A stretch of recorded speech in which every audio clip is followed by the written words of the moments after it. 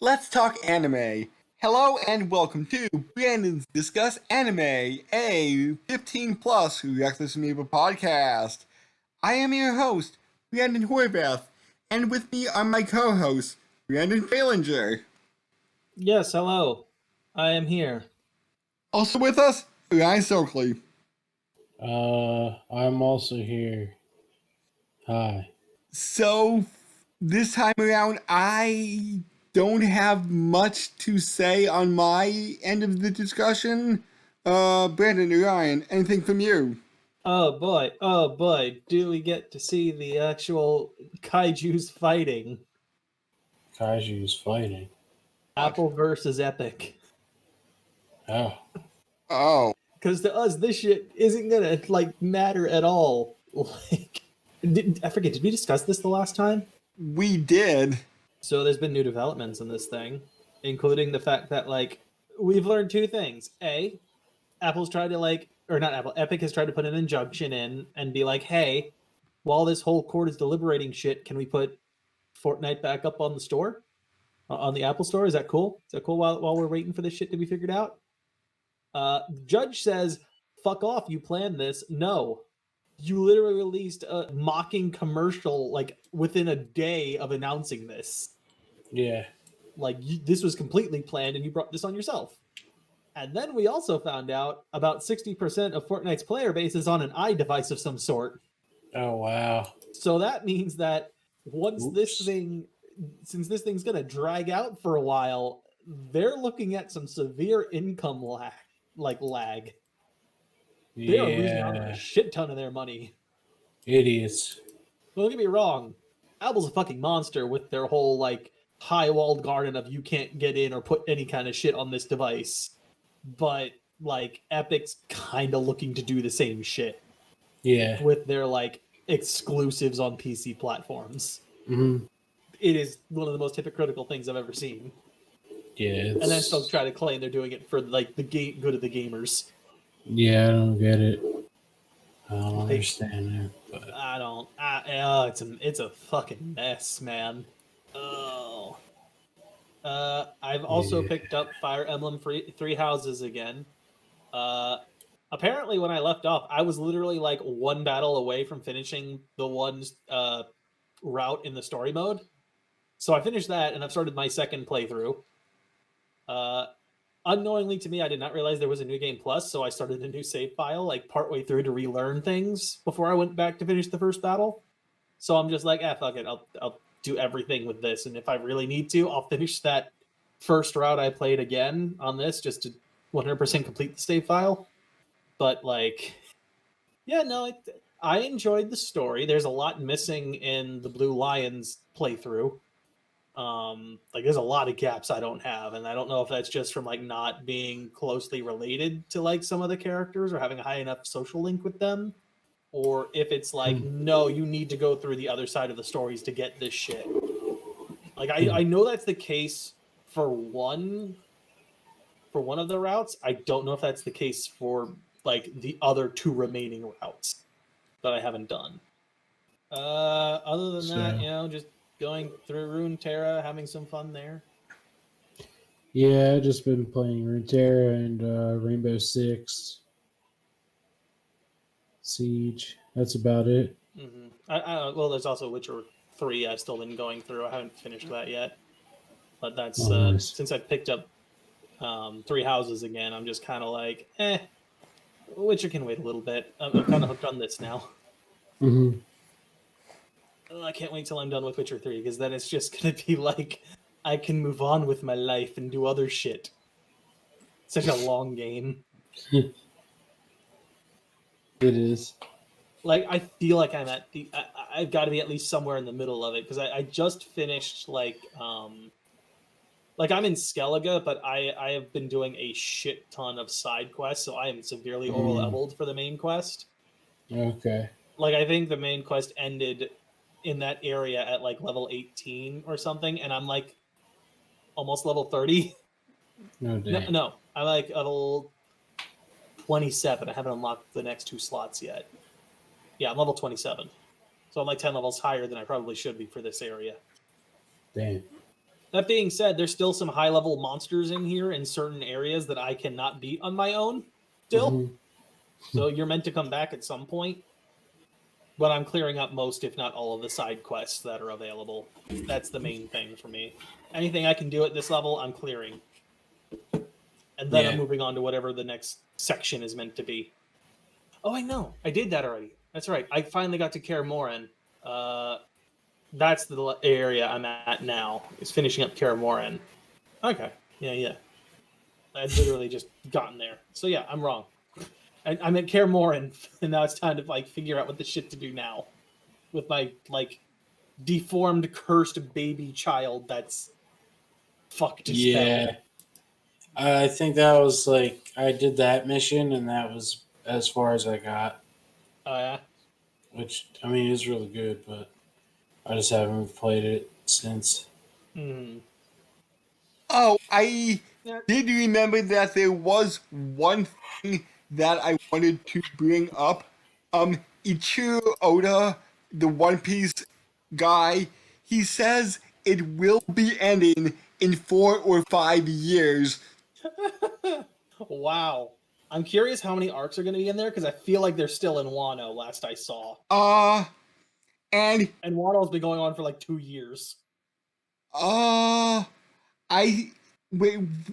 Was that in a different article? Yes, that was in a different article released about 2 or 3 years ago. His publisher was saying, "Okay, can you give me an idea of what you have planned out for the last arc?"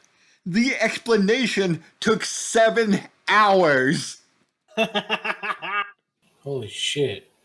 I have to assume it's a very detail-oriented ending, and given what goes on in the One Piece world, I'm not surprised because there's a lot of moving pieces since when I last tuned in that's going on at this point. But just a 7 hour explanation just for Well, one arc? I'm not surprised. How long do you think it would be to explain the Cell arc if you already knew how far that was gonna I should say the entire Android/Cell saga. Um, an hour and a half. Like with all the trimmings cut down, because Oda already has the last panel drawn from what I remember. Like he Oh. knows exactly how he wants to end that. How long has he been holding on to the final panel? I don't remember when he actually brought it out. I want to say within like the first year or two of One Piece, he had the thing made. Wow. Like he knew where he wanted to take it. He just probably didn't know how he was getting there, but he Did- knew where he wanted to end it. Did he know there was going to be a time jump? I mean, I assume he probably would have, just because of the fact that like most shonen do that. Most shonen have a time skip at some point. I assume he would have had that in mind, or at least had that as a possible option. Because who knows how long One Piece was going to go on for? He's a manga artist. For all he knows, they're going to pull a fucking Bleach on him and just tell him, "Hey, you got to end this in 2 weeks." Like as a manga artist, you're kind of flying by the seat of your pants to try and get it all done, and hope that the fan base sticks around. Yeah, I think like you're right. Most shonen, even parody shonen, has time jumps because I think I read Bobobo even had a time jump. It's a great device to help explain how a character gets stronger without having to stay with the character for years on end. Right? Like you got that even in DBZ when you went from like the original Dragon Ball series, it had one in there where Goku was gone for like 3 years, I want to say, between when he was a kid and when he came back to fight Piccolo Jr. You had that between like where the original Dragon Ball lets off and where Dragon Ball Z picks up. There was like a good 4 to 5 year time gap between like when Gohan was born and shit. Mm-hmm. And then another time jump between Goku, Goku having another kid. Between Cell Saga and Buu Saga, yeah. Mm-hmm. There was a time jump there. And that's not even counting the time jump between like each of the rest of the series that follow. Yeah. Like, time jumps are a big thing that are used to just explain a lot of like, oh, this is it, he learned it during that time period there no one was watching. Yeah. He was off training. Done. Like, that's it. Like, it's a great narrative device for that kind of shit, where it's like you want to move the plot forward, but you don't have an option as to like sit there and just describe everything for every little detail of what's happening. Yeah. Like, One Piece did that by splitting up the entire crew and them learning on different areas for like 2 years and developing specialties as a result. So, anybody else has anything? No. I think that's about it. Okay. Ryan, we aren't doing Japanese anime this week. We're doing American anime. Oh, okay. Something that you might have heard of. Avatar. Yep. I've never seen it up until now. And we're going to be splitting this up by season. And we're going to take smaller breaks between them because this is a Western series. And I didn't feel right dedicating 3 straight episodes to a Western series when this is about Japanese anime. Yeah. I just want to point out I was fully in support of it because of how heavily based on like Japanese anime this is. Okay. Like, I feel like because of both the style and the fact that like a lot of the comedy and shit is heavily based on like the anime kind of comedy and style of animation. Like, there's a lot of influence from it. So I would have been more than fine see with it, Ryan. Straight through. I watched like maybe like 10 minutes total. Oh. Oof, you missed out. It didn't, I don't know. It didn't look like something I would like. Oh, this is a really good series. I didn't think I would like it as much as I did. Yeah, like, I don't know. From what I saw, it looked like the characters just, like the main character, Hong, just looked annoying. No. Most definitely not. And especially once you start advancing in the seasons, the story gets, well, it gets much darker and more serious. And you are pronouncing it in the M. Night Shyamalan way. We do not use that name here. It's Aang. Is it Aang? We're gonna fix that. That's oof. All right, I was gonna say that, but I got them switched up. So I knew one of them, one of the ways that he said it in the movie, and it was pronounced wrong. Yeah, the movie pronounces a lot of shit wrong. Yeah, I don't know. He just looks like, he just reminds me of Kalu. No idea who that is. It's like a shitty Nickelodeon kid cartoon where the kids just look like a giant piece of shit. And that's why I probably never watched it, because they look similar. Since you've seen this multiple times, Brandon, and can explain it better than I can, I'll let you take the reins for this episode mostly. Right.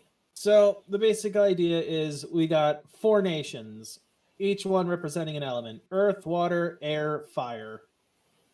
About 100 years prior to the actual start of the series, the Avatar, who is the only person who can wield all 4 elements, disappears. In his place, a new Avatar is born. There is a reincarnation cycle where they can like communicate with their previous lives once they know how. And the Avatar then, during a horrible storm, crash lands in the ocean off of his flying bison. Yes, it's a flying bison. It's crazy. I know. and basically more or less cryogenically freezes himself in a giant iceberg for the next 100 years. Just a quick question, Okay. Brandon, and this Uh-huh, may be uh-huh. answered in seasons 2 and 3, but what happens if you naturally combine two elements like earth and water to make mud? Can an earthbender control the water in the mud? Arguably, yes. Because at that point it's kind of mixed. You'd have some control over it. I don't know. I don't know specifics when it comes to like mixing elements. Yeah, I was gonna say, can they like unmix it? Like I assume yes, they could probably unmix it. Like a waterbender would totally be able to siphon the water out. Is Or waterbender the strongest? no, none are the Okay. strongest. It depends. There's a lot of depending on this. Okay. Like if you're So surrounded by ice and you're a firebender, oh, you can't manipulate the water. waterbender can. And they're surrounded by water then. So Yeah, a lot of it comes down to who has like, the home field advantage, so to speak. Is your element more pronounced here or not? And here's also a really good example. So airbenders have control of the air. However, they are extreme pacifists, which means some of the worst possible things you could think of that an airbender could do, they won't do. It is not their culture to do that shit. Like airbending the air in your lungs to cause them to explode. Yeah, no, they won't do that shit. They avoid conflict. Like waterbenders are kind of based on like Inuits up in Alaska. Firebenders are more like Chinese or Japanese, I would say. And then the Earth Kingdom, I feel like the Earth Kingdom is Chinese, and then you have Japanese being the Firebenders, but I could be wrong. Also, here's an interesting bit: all of the martial arts that show up in there, each type of bending is specified by a certain type of martial art, all of which is based on actual martial arts. Oh shit. like I may be mixing them up, but like waterbending is Tai Chi? I don't remember. I think if I recall correctly, though, the Firebenders had some kind of Shaolin martial art they were based off of. And from what Brian Okay. tells me, this can get really dark with some of the stuff they allude to doing. Oh yeah. Let's also point out that like in episode 3, these characters who are like 12 and 13 are literally confronting mass genocide and death. I Okay. a peek at the Avatar wiki just to get ages of some of the characters, and it said that Katara is 14 and Sokka's 15, so All right, so they're a little bit older than I thought. I thought it was like 13 and 14, so they're like a year older than I originally expected. Meanwhile, Aang's like 112 yeah. after being frozen for 100 years.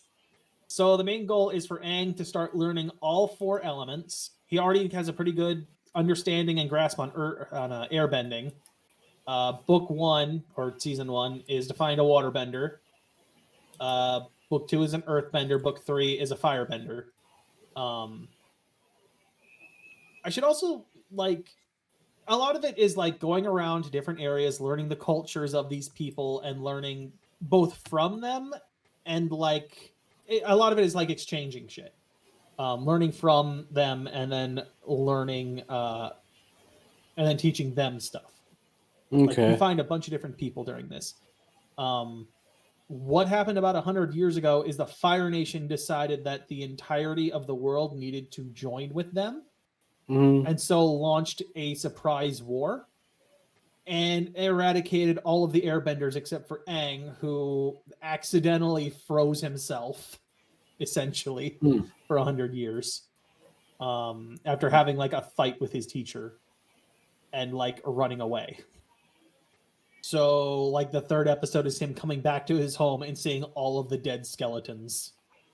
I'll also point out that there is something called the avatar state, which triggers in either life-threatening or severe emotional situations, which is when, like, the avatar basically loses all control of himself and starts harnessing all of its past lives knowledge at that point.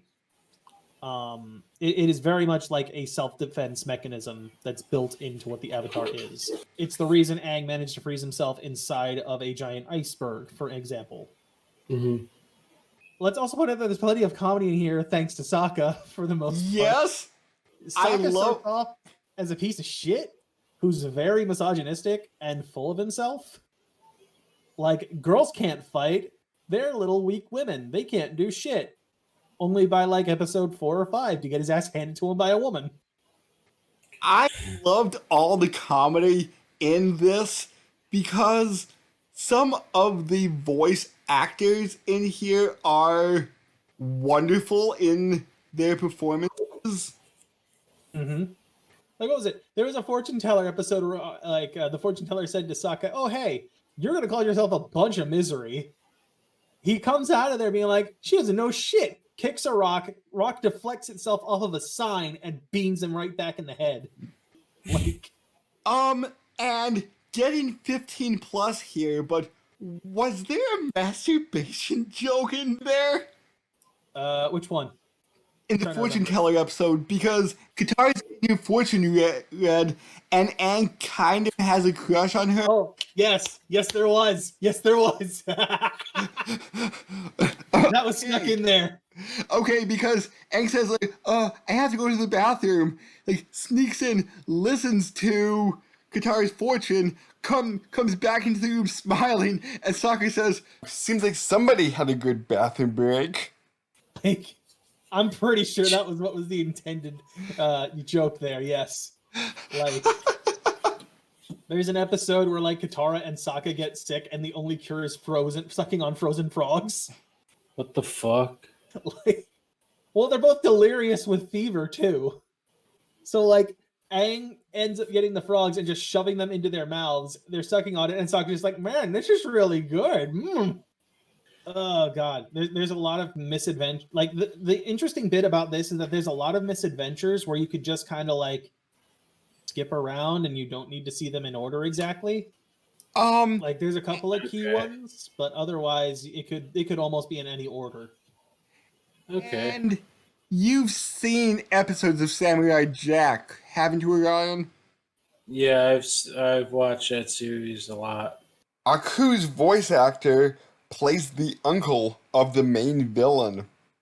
Oh my god, he is one of my favorite characters. Oh, he's great, because, like, our main villain, Zuko, is all like, "I need to get the Avatar. I need to bring him back to the Fire Nation so I can reclaim my honor." Which, you know, his own dad kind of scarred him and banished him from the Fire Nation. Oh, you might want revenge, but first, have some tea. Prince Zuko, you missed it! Captain Belize or whatever his name is, played such a beautiful serenade. It's great. I don't care about that uncle. All I care about is the Avatar. I'm going to bed. Oh, it's so good. And then we got General Cho. Oh, I'm sorry, Zhao. Or Admiral Zhao, I guess, at the end. Yeah. Like, he literally kills a moon spirit and causes the moon to just blank out of existence. Also, here's a good point, too. Like, we were talking about which one's stronger. So during a full moon, waterbenders have way more power than they normally would because of, like, ocean tides and shit being, like, the main driving factor of that. Whereas the reason the Fire Nation was able to, like, cause a massive war in the first place is a comet that passed by, granting them way more firepower than normal. It was like a supercharger. Normally they grab their power from the sun, but because there's a fiery comet flying by in this, you know, stratosphere or whatever, yeah, we got way more power with this. And then we get a timeline of, oh yeah, once, what is it, like the summer solstice, I think? No, not the summer solstice. That's when he could actually talk to the guy. end of the summer, I think, of the year I is think when it's technically like 9 months. I think, because doesn't this start in winter or fall and then it goes to next summer? I thought that's what they. yeah, I think that's the case. Yeah, it's like less than a year. He has to like learn all of the elements and face down the Fire Lord. Or else the comet will come back and doomsday. Well, I mean, the comet's already coming back one way or the other. It's just the firebenders are going to be way stronger than he'd be able to handle on his own. They'd be supercharged. And they're already spread pretty far into the other nations. Like, what is it? The water tribes are situated on either the South or North Pole. The South Pole has no more waterbenders other than Katara, who has now left. And the North Pole is essentially isolated from everyone else. And they're scattered throughout the Earth King. The Fire Nation's scattered throughout the Earth Kingdom, as to like how many people, how many towns are basically essentially controlled by the Fire Nation because there's so many of them there. Like they're an occupying army. And there aren't any airbenders left because the title is Avatar: The Last Airbender. Oh yeah, like the Fire Nation, like the Fire Lord at the time knew that the next step for the Avatar was to be born as an Airbender. There's a cycle as to which nation they get born into, right? Like I think it goes like air, water, earth, fire, and then it repeats. So the Fire Lord at the time knew it would be an Airbender next. So easy way to make sure you get the Avatar if you don't know which one it is: genocide the entire culture, like the entire people.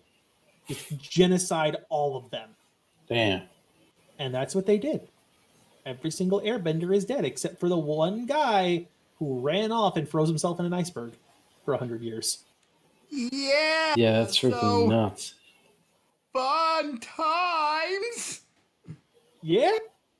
And then we get like the ending where what was it?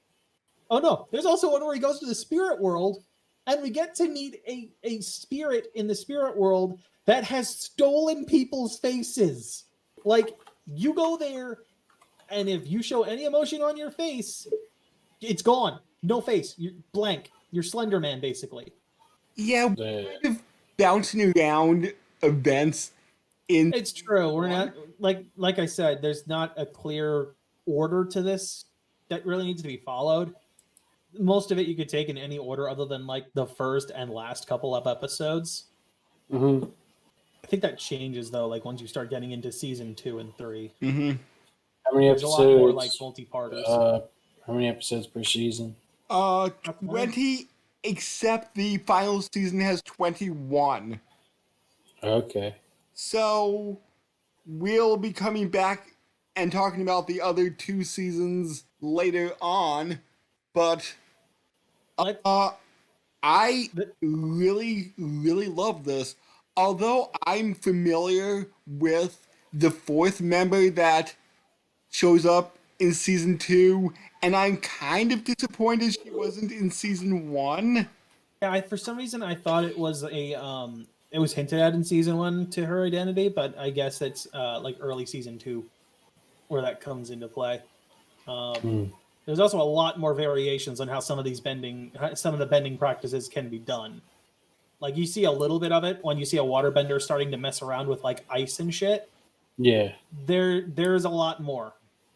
And it starts getting expanded upon in seasons 2 and 3. I would love to give some hints, but it gives away some shit. Yeah. As to how it works. Like one that's I can give this one away. This one's a pretty decently known one. There is a thing called blood bending for waterbenders. Yeah. It's very fucked up. I was gonna ask about that. That's why I was That asking if waterbenders were like. They can totally do that. It is considered a forbidden technique because of how horrible it is. Yeah. To do to someone. Yeah, I'd be doing that shit. I'd be like evil. Like Bend water.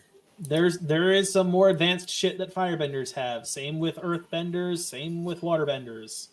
Hell, there's an episode, I guess, in season 2 before we even find out about bloodbending that I guess kind of technically alludes to it existing. If you like start taking like the concept that is in there and start pushing it forward as like, wait, how else is this applicable? And back to famous voice actors, I did hear, oh, what's his name? Scott Menville from Teen Titans, Robin's voice. Yeah? Okay. Yeah, he was. Oh, right. He was the asshole at the end. Like, wasn't he? Wasn't he the asshole at the end? I think he was that guy, and he was in the Canyon episode. I don't remember that part. Either way, like all the voice acting is pretty damn good, and all of the animation is solid. Yeah, I'd be really interested to know who did everybody's voice, like all the secondary characters, because we were discussing like what did some of the main cast go on to, and it seems that Katara's voice actress was the most successful afterwards. So, I'm going to jump to the ending of season 1 here. We talked about the moon going out. One of the things we find out is that like the daughter of the tribe leader in the Northern Water tribe literally had life granted to her by the moon spirit at one point. Oh, you mean Sokka's like fourth girlfriend? Right? Sokka's fourth girlfriend, right? Yeah, totally. Who he was super in love with, like sacrifices her own life to give back the life granted to her to the moon spirit. And now she's part of the moon. Meanwhile, Aang merges with, I think it's the water spirit. I think I don't remember what one's what, but he merges with that, and now he's kind of like piloting a giant water mecha, kind of. That was like, and he's just like washing away firebenders that have been invading this entire time. It's nuts. And the best part is that when the moon is gone, everything is in black and white. Other than when you get like the firebenders doing firebending. That is the only time you get any kind of color, is when their fire is flashing. And the entire rest of it is black and white otherwise. Like, it is a cool style change. One of my favorite episodes was the second Air Temple episode, where some people moved into it and were starting to make it their own. And Aang was saying, hey, you can't destroy this temple. This is sacred ground for me. This is history that's lost. I felt bad that they were destroying the temple. I thought if they would be living in harmony with the temple and not smashing through the walls, that would have been better. It would have been nice, but the problem is they're not airbenders. They don't have the capability to do the things the airbenders could. Well, they could destroy that one statue. I mean, they were doing it to try and make room for everything else, to like make the tower, like the temple, livable for themselves. Like, that's the thing. Yes, there's a lot of history, but there's also trade-off. That place is unlivable by anyone other than airbenders because of the lack of everything else. Like, there's no way to grow food. There's no way to have water. Like, there's nothing. Yes, it is a completely defensible place because it is literally sitting on top of a mountain. But outside of that, there's nothing. You can't get anything else. I assume that the way the airbenders did it, they would literally just go and get what they needed because they could manipulate the wind and fly with gliders. Or, you know, if they needed more, they have the freaking bison to just carry shit tons more. Yeah. Whereas regular people here don't have that.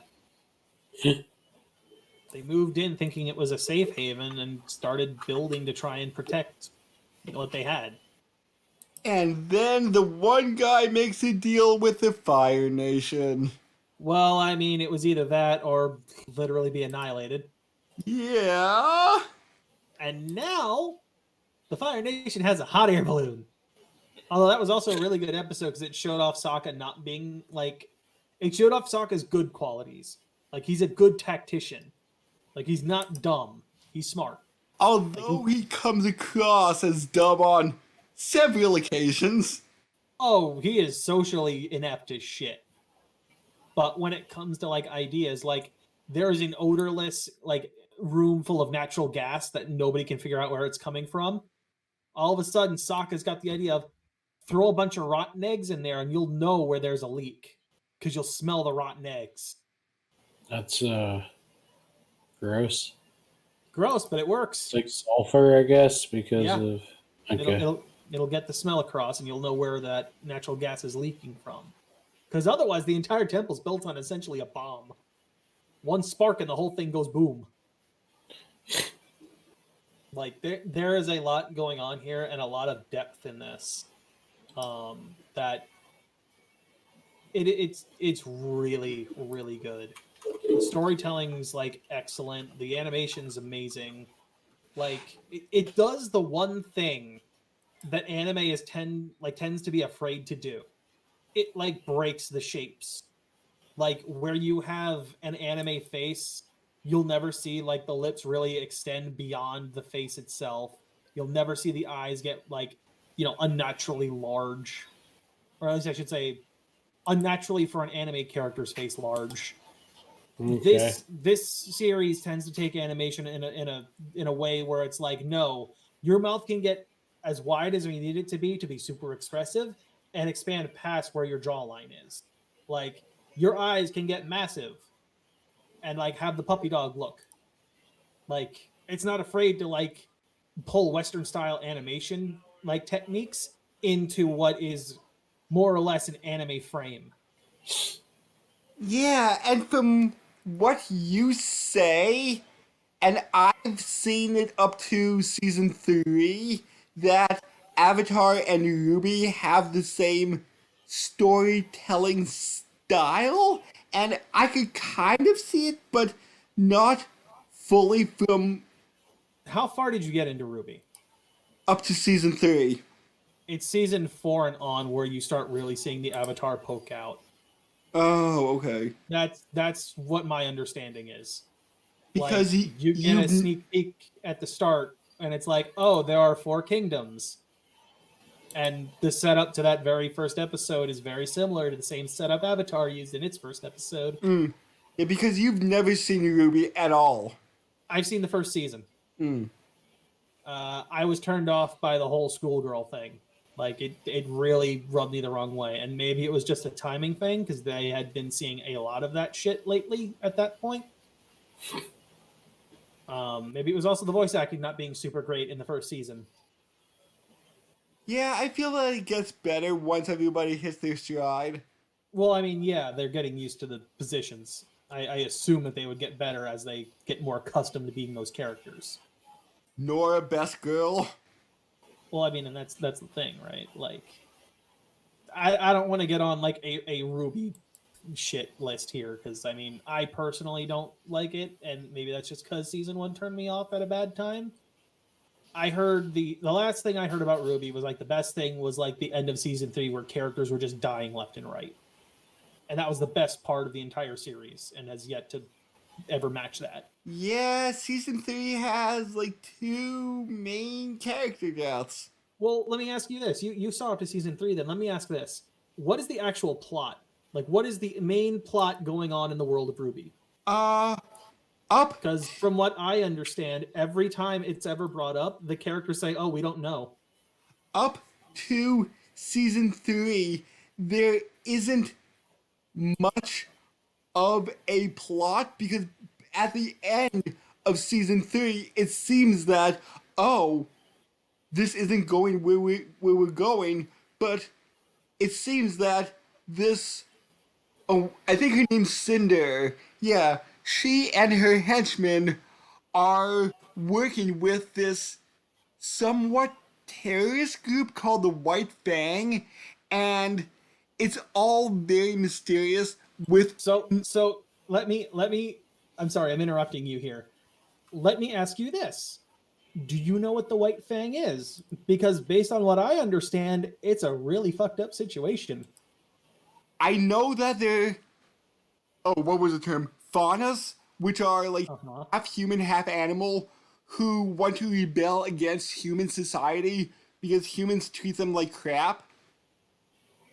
So what you're saying is they're an allegory for the current predicament with black people.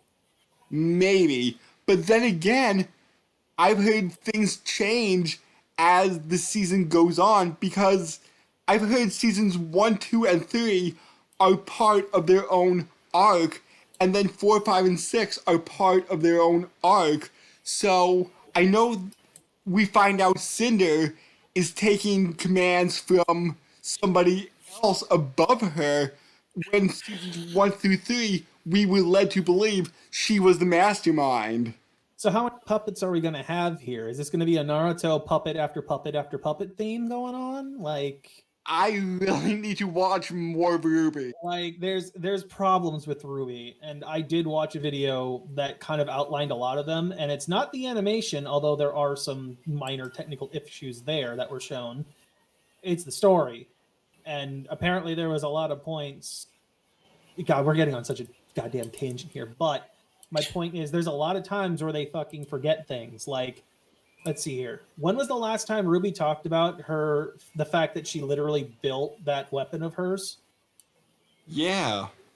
That shit seems to be completely forgotten. She doesn't nerd out about weapons, which she does in the first season, as I recall. Uraki forgot. But it's the one actual character point she has. Otherwise, there's not really much of a character there besides just generic, oh, my friends are great. Oh, we got to fight the bad guys. Yeah, Ruby's also a cutie. That doesn't exactly help the situation. That's just ignoring the lack of character. I'm not saying that I like her just because she's kind of cute. I didn't say... Look, you're jumping on topics here. I'm not saying anything about you liking her or not. And no, I'm just pointing out missing shit. No, she is not Suteri. I'm just pointing out that there's some character missing there.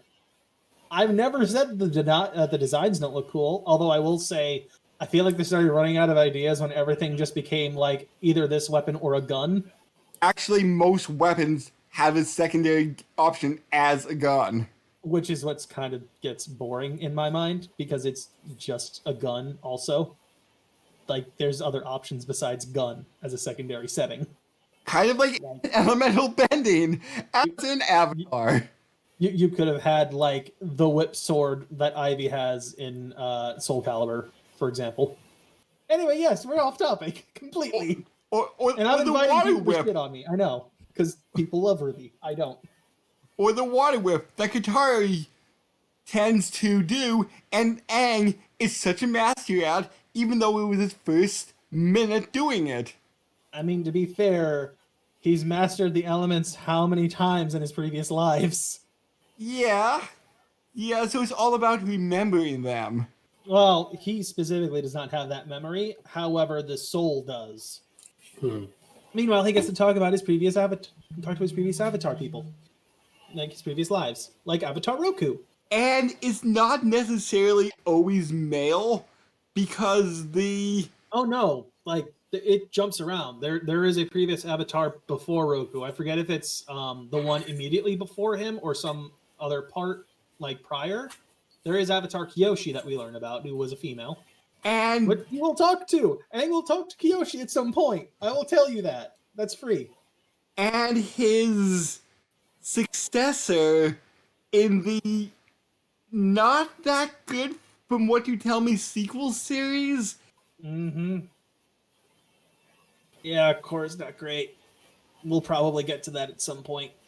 Is it better than the M. Night Shyamalan movie? That bar is so low, it'd be hard not to be better than that. Like, I won't kid you. Literally, that entire movie is nothing but exposition. We're gonna have to watch that after we get through all 3 seasons. We only have to watch it after this one, because it's only this one. Oh. There were supposed to be 3 more following that. Wait, 3 more movies? At least 2, if not 3 more movies following that first one. Oof. It never happened. Just like the sequels to Dragon Ball Evolution. Uh-huh. So before we wrap this up, Ryan, do you have any questions, comments? Not really. Some If kind of I were you, familiar. Orion, I would give this show 2 or 3 episodes to see if it catches your interest. If it does not catch your interest after that, then you probably won't be interested at all.